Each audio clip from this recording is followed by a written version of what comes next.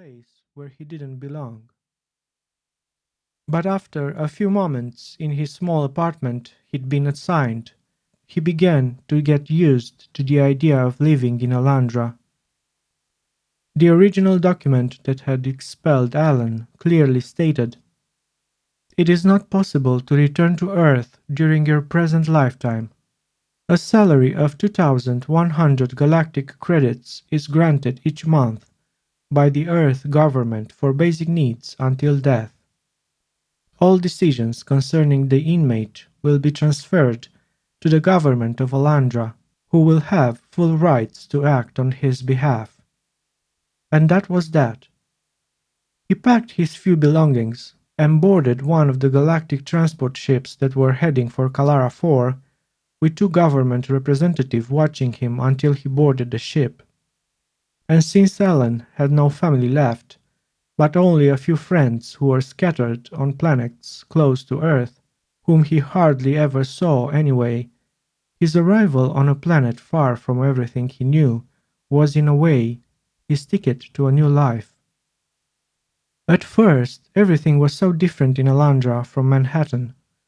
He stayed indoors most of the time, with occasional outings to the restaurant around the corner where he'd have lunch, maybe a short walk through the streets between the neighboring blocks, and then back home.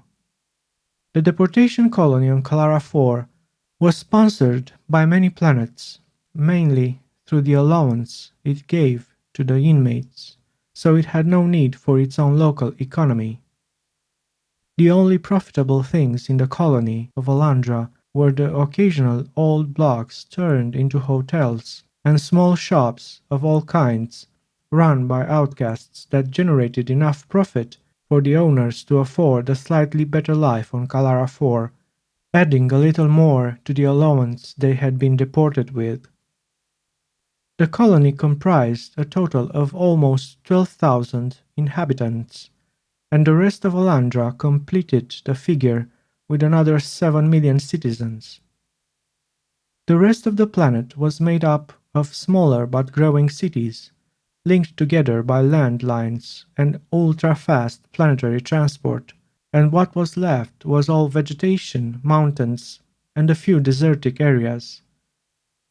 The planet could be explored at any time with a personal transporter, but no one in the colony had one, and renting one was too expensive for the most outcasts anyway. Plus, the leave outside the colony was only 31 days a year. The colony was actually a one-way destination for most of the people who lived there, as they were not allowed to leave the planet, and in most cases they stayed there until they died. Very rarely some were pardoned and managed to relocate to Alandra City, and sometimes one or two outlaws managed to escape from the planet using a transport ship that was occasionally passing through the colony, which then docked at the planetary ring, a rather large construct built in the planetary orbit. But they were usually caught fairly quickly by Alandra's police, who operated almost to the borders of their solar system, having small but very fast and well-equipped ships. So the outlaws were brought back very quickly, and, as a punishment, their monthly allowance was reduced. Thus, most of the outlaws learned to make their stay in Alandra's colony more pleasant, limiting themselves to escapes from time to time within Alandra, which was actually a very beautiful city, using the 31 days of leave they were allowed per year. As for Alan, he had recently managed to make a few friends among the regulars of the restaurant where he usually ate, and among those who frequented a board games club, located at the ground floor of a hotel not far from the building where he lived.